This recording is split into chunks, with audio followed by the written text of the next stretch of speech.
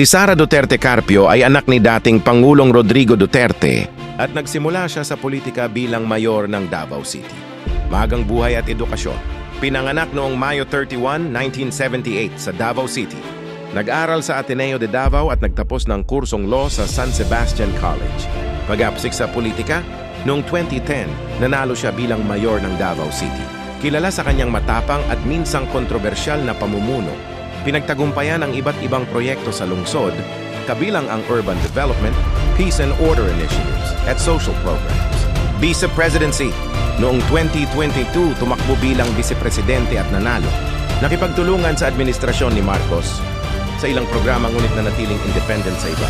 3. Posibleng kandidatura sa 2028, political landscape sa 2028. Sino ang posibleng kalaban? Mga partido at alyansa na pwedeng humarap sa kanya. Ang impluensya ng Duterte political dynasty sa Mindanao at Visayas. Ang papel ng social media at digital campaigning sa kanyang kalamangan. Mga kalakasan at kahinaan. Kalakasan. Malakas ang koneksyon sa Mindanao. Kilala sa populist na approach. May mataas na recognition sa publiko. Kahinaan. Kontrobersya sa makalakad. Impeachment attempts, political rivalry. Kritik mula sa mga political opponents tungkol sa dynastic politics. Issue at tema ng kampanya. Anti-corruption stance. National security at Mindanao peace initiatives. Social programs at disaster resilience.